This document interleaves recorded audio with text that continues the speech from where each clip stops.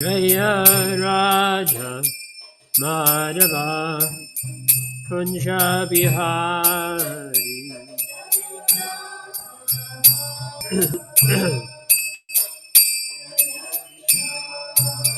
Jaya Gopi Janavalabha Pirivardhari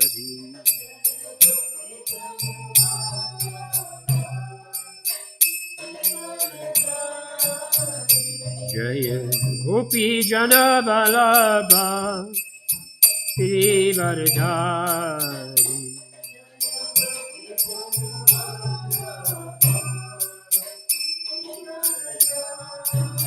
Yashodanandana Brajajana Ranjana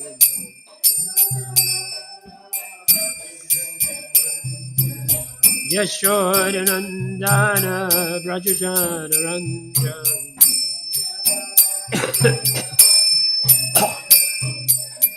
Yashodanandana Brajajana Ranjana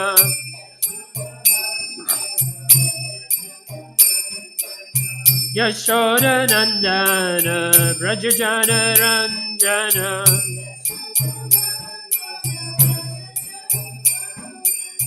Jamunatira Manachari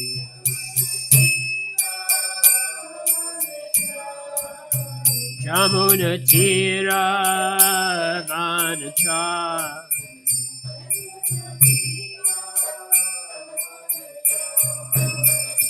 Jaya Radha Madhava Kunja Bihari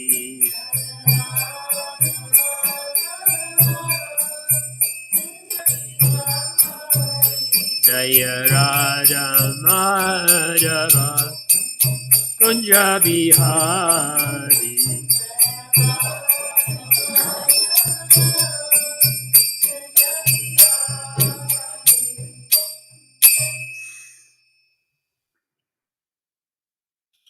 Chikonnitai Maiko Shashiki Shri Tulsinath Maharaj Ki Shri Giriraj Ki Shri Nrsimhadev Bhagavan Ki Srila Prabhupada Ki Antraj Srimad Bhagavatam Ki Nitai Gaur Premanandi.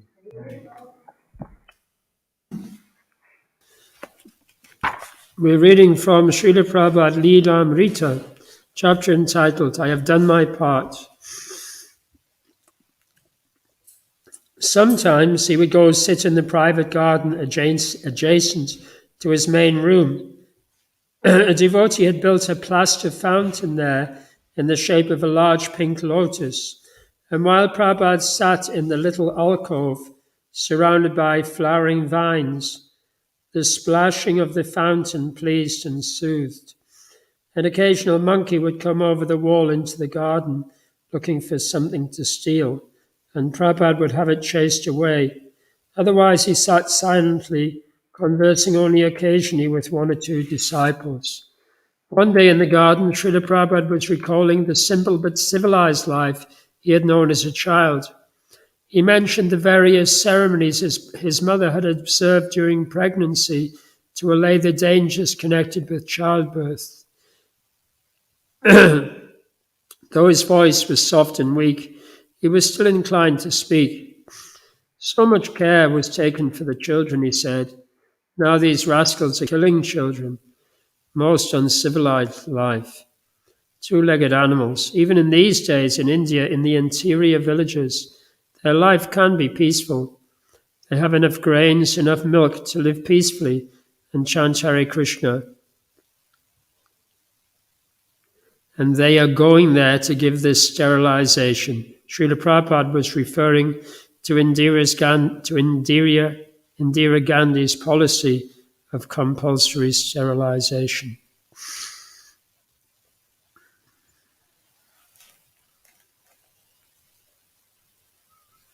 Srila Prabhupada ki.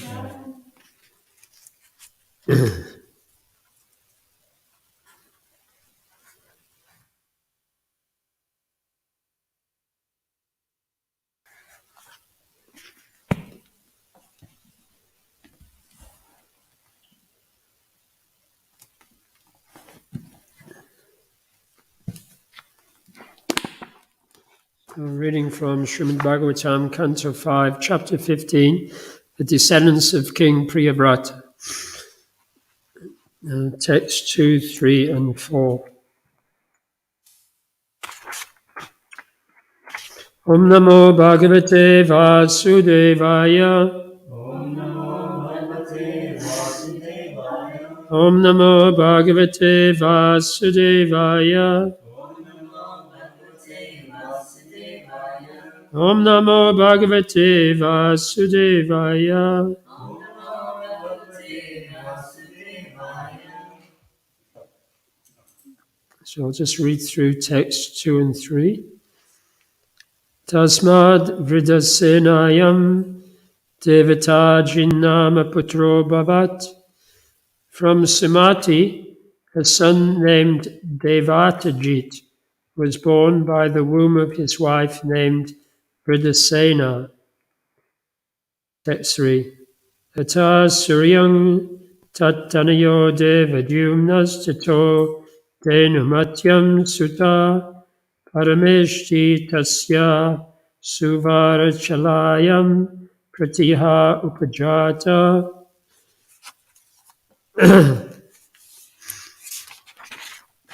Thereafter, in the womb of Asuri, the wife of Devatajit, a son named Devajumna was begotten. Devajumna begot in the womb of his wife, Denumati, a son named Parameshti. Parameshti begot a son named Pratiha in the womb of his wife, Suvachala. Text 4. Please repeat. Ya Atmavidyam Akyaya Swayam Sangshuddho Maha Purusham Anusasmara. Ya Atmavidyam Akyaya Swayam Sangshuddho Mahapurusham Anusasmara. Ya Atmavidyam Akyaya Swayam Sangshuddho Mahapurusham Anusasmara.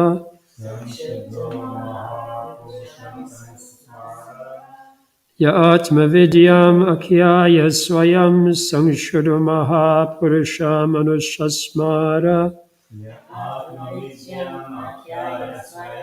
Sangshuddho Mahapurusham Anusasmara. Follow. Ya Atmavidyam Akhyaya Swayam Samsuddho Mahapurusham Anusasmara. Ya Atmavidyam Akyaya Swayam Sangshuddho Mahapurusham Anusasmara.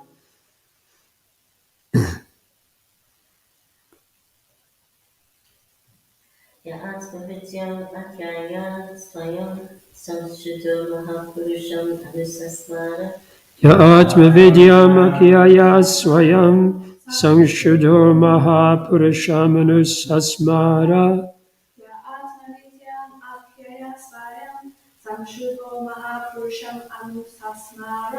Ya Atmavidyam Akyaya Swayam Sangshuddho Mahapurusham Anusasmara.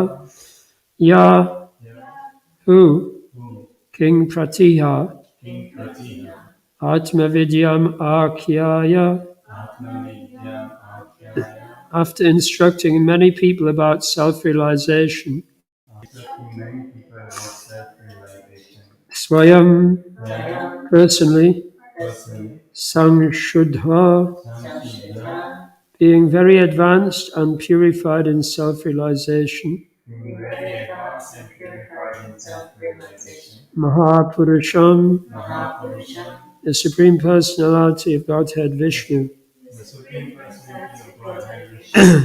Anusasmara, perfectly understood and always remembered. Translation. King Pratiha personally propagated the principles of self-realization. In this way, not only was he purified, but he became a great devotee of the Supreme Person, Lord Vishnu, and directly realized him. Please repeat. King Pratiha personally propagated King Pratiha personally propagated the principles of self-realization. the principles of self-realization. In this way, In this way, not only was he purified, not only was he purified, but he became a great devotee of the Supreme Person, but he became a great devotee of the Supreme Person, Lord Vishnu, Lord Vishnu, and directly realized him. and directly realized him. Purport by Srila Prabhupada. Srila Prabhupada ki. Jai. The word anusasmara is very significant. God consciousness is not imaginary or concocted. The devotee who is pure and advanced realizes God as he is.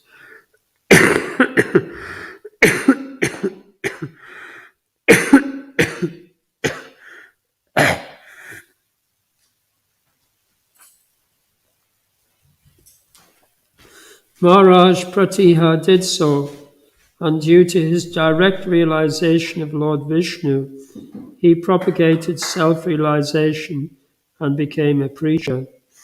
A real preacher cannot be bogus. He must first of all realize Lord Vishnu as he is, as confirmed in Bhagavad Gita 4:34. Upadikshanti te jnanam jnaninas tattvedashana. One who has seen the truth can impart knowledge. The word tattvadashi refers to one who has perfectly realized the Supreme Personality of Godhead. Such a person can become a guru and propound Vaishnava philosophy all over the world.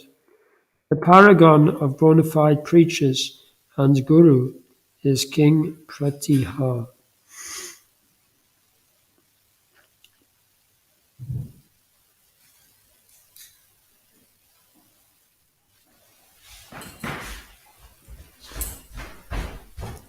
Mama Jnana-timirandasya Jananjana Shalakaya Chakshuranmalitam Jena Tasmai Shri Gurave Namaha Shri Chaitanya Vishtam Stapatam Yena Bhutale Swayam Rugadamayam Dadati Swapatantikam Vandeham Shri Guru Shri Yuta Padakamalam Shri Gurun Vaishnavam Scha Shri Rupam Sagrajatam Sahagana Raghunatanvitam Tam Sajivam Sarvaitam Savadutam Parijana Saitam Krishna Chaitanya Devam Shri Radha Krishna Padam Sahagana Lalita Shivashakanvitam Shah Hey Krishna Karuna Sindhu Dinabandhu Jagatpate Gopisha Gopika Kanta Radha Kanta Namostate Tapta Kanchana Korangi Radhe Vrindavaneshwari Vrishabhanu Sutadevi Pranamami Hari Priye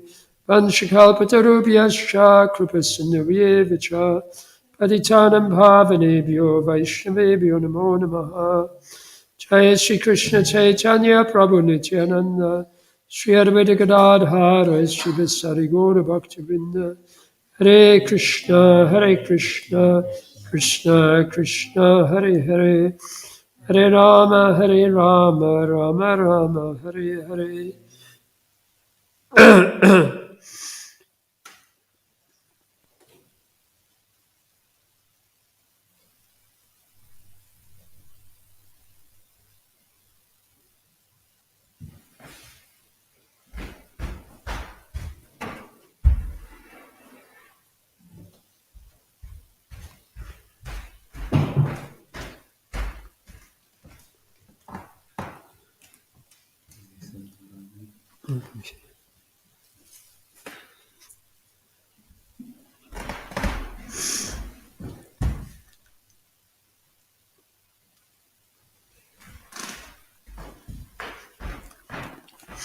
So it's said that if you're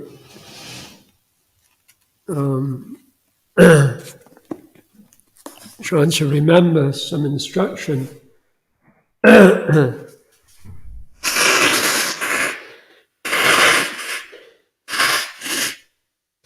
actually, the way I heard this anecdote, it was specifically in reference to learning shlokas. It was said that if you're learning some shlokas, if you use that shloka in a class 3 times, then you'll always remember the shloka. And it doesn't have to be a class, but if you're trying to remember some aspect of the philosophy of Krishna consciousness, and you find yourself in a situation where that particular verse or that particular instruction of Krishna or of Srila Prabhupada is very much applicable to helping somebody else understand a point. So if you use that point on 3 different occasions to help somebody else understand, then you'll understand it you'll always remember it. So one of the reasons for this is that when you're trying to instruct someone else, then you need to really step back, and you need to really meditate on how that person is going to interpret your words. And you also need to prepare yourself to speak very nicely and in a very attractive way. So this is called maninam. So this is like the 4th, it's the 3rd. It's the precursor to smaranam. So we have shravanam, hearing. So we hear some instruction from Krishna, let's say in the Bhagavad Gita, and we recite it. We recite it over and over again, thinking that this will enable us to remember it. But actually, that in itself doesn't really. It may enable us to remember it in a parrot fashion. But for us to really remember it and really be able to use it when it's most appropriate, then before complete smaranam is there, before complete remembrance is there needs to be maninam. So maninam means to contemplate. It means to churn in the mind. And it means to take into the heart also. It means to really meditate on what is Krishna trying to present here, and how can I present that? How can I present that? So it's interesting, this word anusasmara. So the word anusmara is used very many times in the Srimad Bhagavatam and in the Bhagavad Gita, but I was looking on Vedabase today, and there's nowhere else in the whole of Srila Prabhupada's books where this word is used in this form, anusasmara. And Srila Prabhupada translates it in the word for word as perfectly understood and always remembered.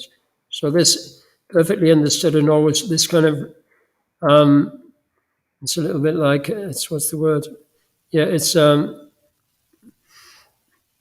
that for something to be always remembered, it needs to be perfectly understood. And Srila Prabhupada in the purport here indicates that for us to perfectly understand something, then we need to understand it from a Tattvadashi, one who has perfectly realized the Supreme Personality of Godhead.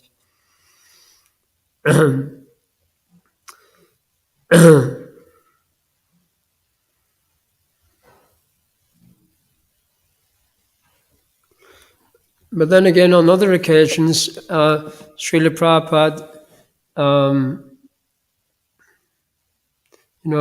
Shama Sundar and Malati's daughter, Saraswati, then when she was only 2 or 3 years old, if anyone asked her, who is Krishna? She would say, Krishna is the Supreme Personality of Godhead. And Srila Prabhupada was very proud of that of her little grandchild, of his little grandchild, you could say, that she was very bold. She was just waiting for somebody to ask her, who is Krishna? Krishna is the Supreme Personality of Godhead. And so this pride, it's a devotee who has realized Krishna, he is proud of his knowledge. And because Saraswati, she could only say a very few words, but because she was very, very proud to be able to say that Krishna is the Supreme Personality of Godhead. So similarly, we can be very proud to be able to recite verses from the Bhagavad Gita, recite verses from the Srimad Bhagavatam, from the Chaitanya Charitamrita, because we know that Srila Prabhupada was very pleased when his disciples were able to do that.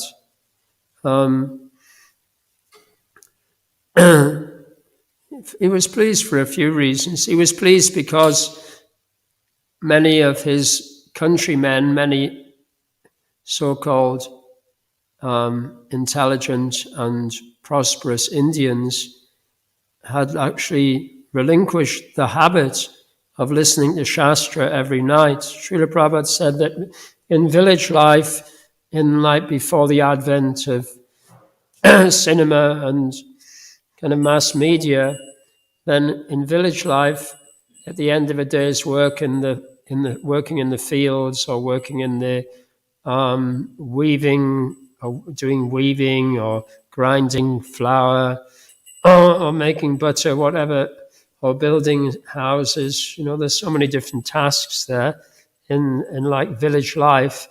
But at the end of the day, all of the residents of the village would come together and they would hear the Ramayana or hear the Mahabharata or hear the local pandit give some discourse on some aspect of Krishna Lila. And this is like very wonderful. And that was going on continuously for thousands of years. But Srila Prabhupada had seen that it was very quickly being lost in the 20th century. So when his disciples were able to, Srila Prabhupada taught his disciples the whole of the Sri Upanishad, and quite a few of them learned how to recite it. So sometimes in the early pandals in Bombay and Calcutta and Delhi, Srila Prabhupada would have one of his young American disciples just recite the whole of the Sri Upanishad in Sanskrit. And he was very proud of them because he was very happy, because he knew that all of the thousands of prominent members of society in the audience, that they'd all feel really embarrassed, that these these kind of so-called American lectures and yavanas, according to the kind of caste system of India, or not even just the caste system, even the Varnashram system, persons born in America and Europe were considered to be very low class. They were considered to be untouchables, really. So for those persons to be able to recite sections of the Shastra, and in front of an audience who knew that they should be able to do it, but they couldn't, then that was very embarrassing to them. So Srila Prabhupada liked it because he knew that it would actually, for many of them, it would actually, that embarrassment would foster a desire to once again revive that tradition, and would really, and it would engender really appreciation for what Srila Prabhupada was doing. So similarly, so we can also within our own capacity, we can also take pride in representing Srila Prabhupada in this way. and we'll reap great rewards from doing so. Yeah, and we've got such a wonderful opportunity to do so, to share what we read with other devotees who are living here in this community. Because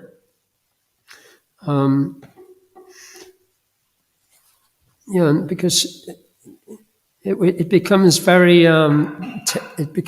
relishable. It becomes very blissful, actually, to share just what we've read, from Srila Prabhupada's teachings, or to share what we've read from some of the works of the Goswamis describing Krishna's Leela. Sometimes when we hear that just by absorbing in the pastimes of Krishna, then we'll be able to overcome all material desires. We think, like the mind says, you've been hearing that for 30 years, but you've still got material desires. But that's because we're just thinking that just Shravanam is going to. We're thinking that just Shravanam by itself is going to destroy that lust in our heart. But that's not what it says in the Bhagavatam.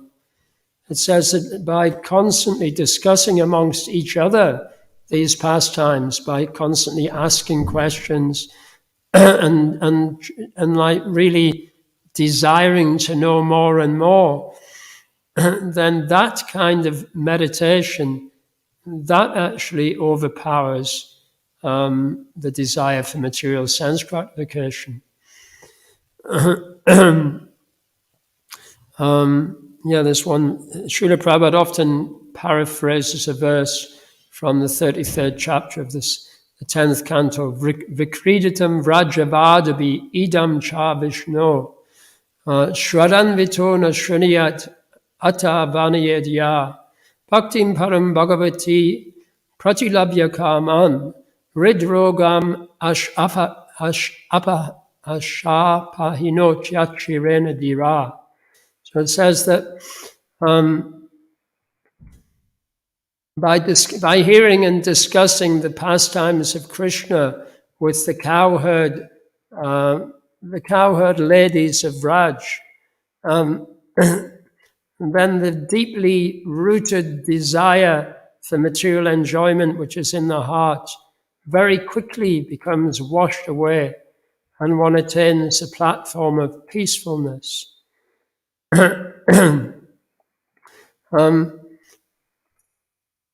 So we can actually experience this if we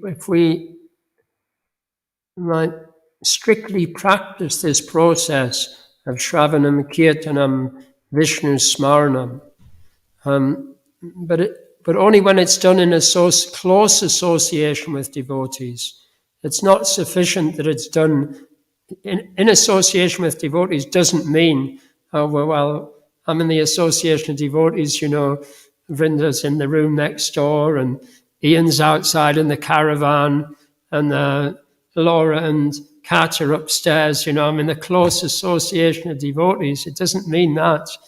It means actually sharing our realizations and like helping each other really meditate on the meaning and how it's relevant to us and how it's relevant to everybody, and how we can share this knowledge with others.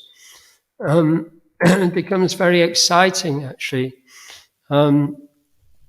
Because, and one reason it's exciting is because it impels us to study more and more and go deeper and deeper into the Shastra. Srila Prabhupada, he translated the Bhakti Rasamrita Sindhu of Rupa Goswami in like 1969 and published, and he had his disciples distribute it on the streets of San Francisco and Los Angeles, the nectar of devotion. And so here you go, I've just opened the page here, techniques of hearing and remembering. So it's like, it's a technique. Here we go. Formerly, even quite ordinary persons used to know how to fix the mind upon the remembrance of the Lord. And so, I'm telling the story of a particular Brahmin here. And so, the Brahmin was doing this. When he had fixed the form of the Lord in his mind, he began to imagine in his meditations that he was dressing the Lord very nicely in costly clothing, with ornaments, helmets, and other paraphernalia. Then he offered his respectful obeisances by bowing down before the Lord. After finishing the dressing, he began to imagine that he was cleaning the temple very nicely. So, so this kind of, this is called Manasa Puja. It means performing the worship of the Lord in the mind. So you can imagine like children who've grown up, like Srila Prabhupada grew up in a family where they actually had, the extended family had a temple really, and they employed a pujari to come and do the puja every day in that temple. And Srila Prabhupada remembers that him and his sister, Bhishma, they used to go and just stand in front of the deities for 2 hours, just looking at the beauty of the deities, and because, it was like, and I'm sure they weren't just standing there like, for 2 hours just looking. No, you can be sure that they would have been thinking about, when am I going to be able to dress the deities? When am I going to be able to, do all of this puja, and thinking about what I would like to offer to Krishna, and also just remembering Krishna's pastimes. So,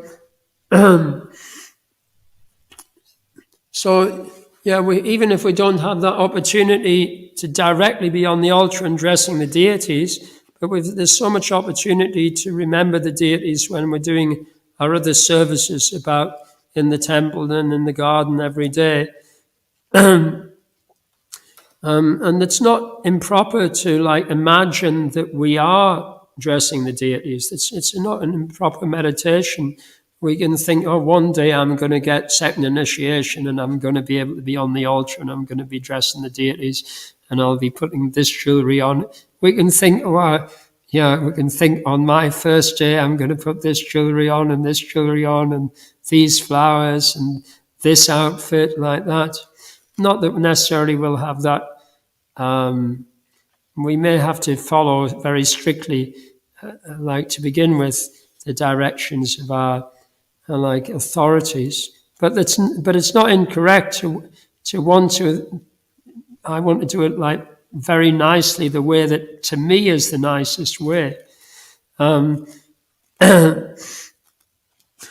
So this is perfectly understood and always remembered.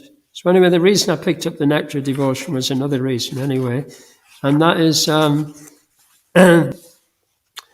this word anusmara. It appears in Bhagavad Gita, in one of my favorite verses of the Bhagavad Gita, chapter 8, verse 7. And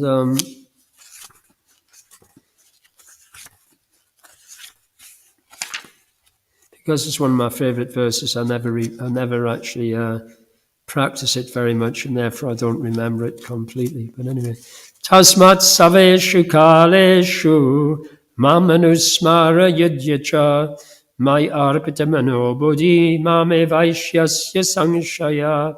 Therefore, Arjuna, you should always think of me in the form of Krishna. And at the same time carry out your prescribed duty of fighting. With your activities dedicated to me and your mind and intelligence fixed on me, you will attain me without a doubt.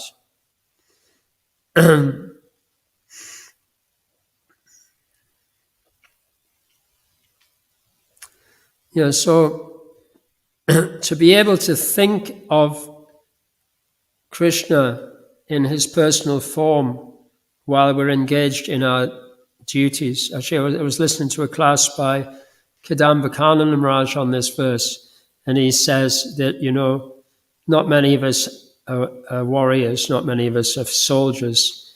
So we perhaps can't appreciate how difficult it would be to think of Krishna while on the battlefield. But we're all having to fight a battle in the material world. We're having to fight the battle of, living in a country where the government is not very honest, and living in a country where people's livelihoods are very entangling, and most people are not really interested in spiritual life. And we have so many struggles in terms of just getting enough money to look after our family properly, and looking after the health of our families. So it's always a fight in the material world. And we may wonder, well, I don't really have a prescribed duty. I'm just doing a job. I'm doing a job because I went to university or went to college at a time when I wasn't Krishna conscious. So now I've got myself into a profession which has got nothing to do with Krishna. Actually, I've heard an interesting class by Chaitanya Charan on this kind of point, and he was asked the question by someone who worked in a medical laboratory. So he was asked the question that, my job entails performing experiments on animals. And this is like against the principles of ahimsa. It's, it's implicating me in so much bad karma, and it's probably very displeasing to Srila Prabhupada. And so what, should I give up my job? Should I give up my job? And so Chaitanya Charan, actually I was expecting him to say, yes, you should give up your job. You should give up your job. And actually, to begin with, I couldn't really accept his answer, but having thought about it for some time. So he said, actually, human form of life is the most valuable form of life. And even though people don't really accept the Vedas, the fact that they do value the human life more than animal life, that is not to be discouraged. So we shouldn't kind of propagate the philosophy that all life is exactly the same, and that it's not correct to kill a bacteria to save a human, or it's not correct to. So he said. So Chaitanya Charan said, so you shouldn't give up your work, because the people who are doing that job, their motivation is actually correct. They want to save human lives. And most of them also probably don't like the idea that animals are suffering to save human lives. But at the moment, they don't really have another solution. So therefore, he said, you should just continue in your work, but you should discuss this with your colleagues. You should find out what they think about it.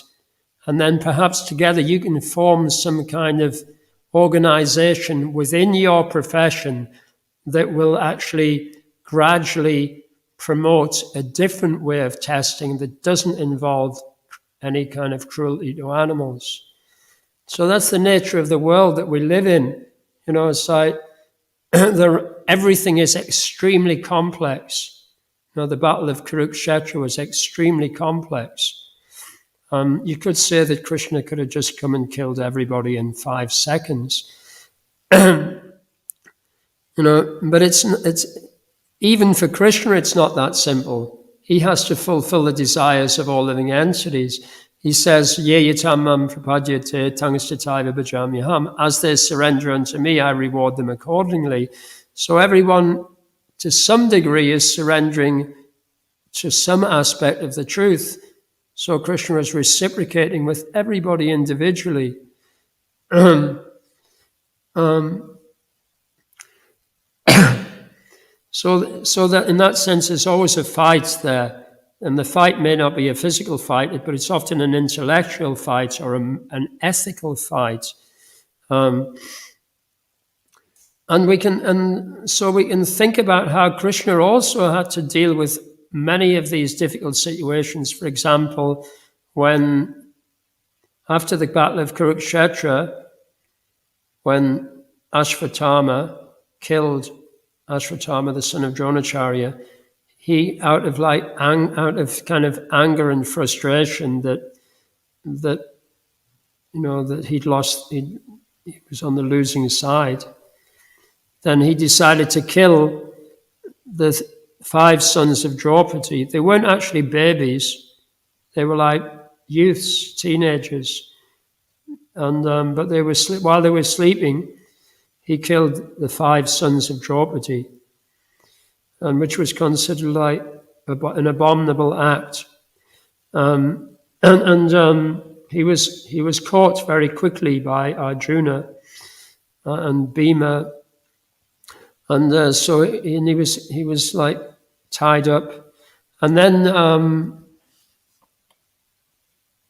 Dronacharya's wife Kripi and Draupadi came to that place, and when they saw Ashvatthama tied up and in danger of being killed, then they said, "Oh, please release him. We don't want. We are suffering." Draupadi said, "I am greatly suffering due to the death of my sons. I don't want Kripi, the mother of Ashvatthama, to have to suffer like I'm suffering." So then Krishna came, and Krishna said, "So what are you going to do, Arjuna? Draupadi is like a very chaste lady. Kripi is a very chaste lady. You have to offer them respect.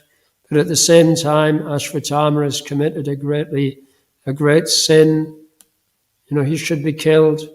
But also there's an injunction. He's actually Dronacharya was a Brahmin, Ashvatthama was a Brahmin. And then there's another injunction in the Shastra to say that the Brahmin should never be killed. So even pure devotees have to deal with very, very difficult decisions, and they may have to think about it for weeks and weeks or even years and years.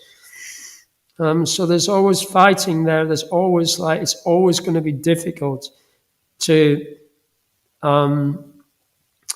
remember Krishna while we're struggling with these kind of moral dilemmas or so many other difficulties. So the only way we can remember Krishna at those times is by actually making it a very strict practice to remember Krishna every day. And to remember Krishna when we're chanting Hare Krishna.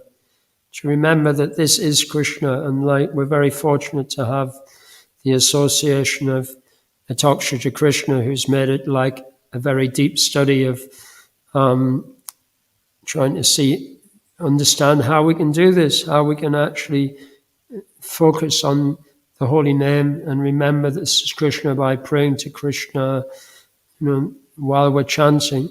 So this practice is essential every day, and it should be practiced. It should be completed. Our prescribed rounds should, if possible, be completed before we start the other activities in our day.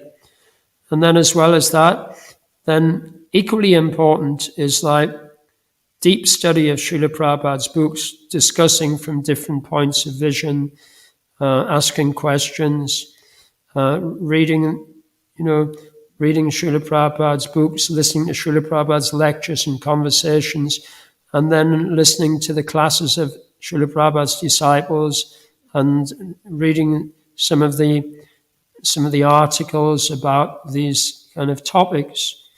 We'll all have a slightly different kind of leaning towards different aspects of those teachings. So we can specialize on things which excite us, which really stimulate us. And in this way, we will actually remember Krishna. Krishna will help us as well. It's not when Krishna sees that we're eager to learn, when Krishna sees that we're eager to develop this remembrance, Krishna will help us. He says so himself. Well, Sutta Goswami says, Shrinvatam Swakata Krishna Punya Shravana Kirtana Ridyanto Sto Yabhadrani Vidanoti Saritsatam. Lord Sri Krishna is the Paramatma Super Soul in everyone's heart, and the benefactor of the truthful devotee cleanses the desire for material enjoyment from the heart of the devotee who has developed the urge to hear his messages, which are in themselves virtuous when properly heard and chanted. So there it's indicated that Krishna, when he sees that we have a strong urge to remember him and to hear about him and to discuss him, then he cleanses our hearts so that we can do more and more of that hearing and chanting and remembering and contemplating.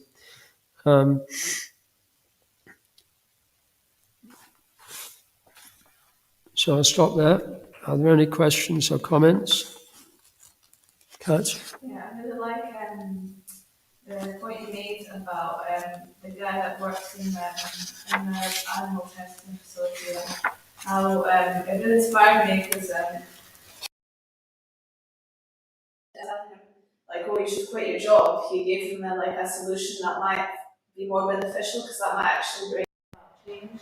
So that really inspired me sometimes. But there's always a way out of any situation. Sometimes it's like, well, it's more likely to be better to just, rather than leaving the situation feel as difficult, you can find a solution that can generate more change.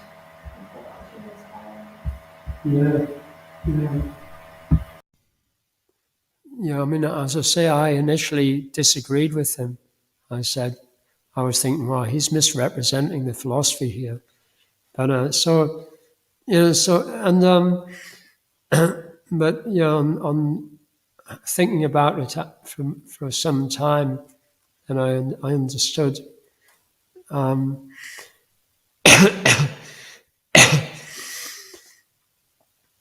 Yeah, but we shouldn't act. Yeah, that's it. We shouldn't change our circumstances without consulting other devotees. So that at least he was doing that. He was consulting like someone he saw as a senior devotee. So whatever situation we're in, we should stay in that situation until we have some direct instruction from our spiritual master or from some other authority to change our situation. Because it may be, as you say, that we're in that situation to be able to preach Krishna consciousness or to be able to bring about some positive transformation. Yeah.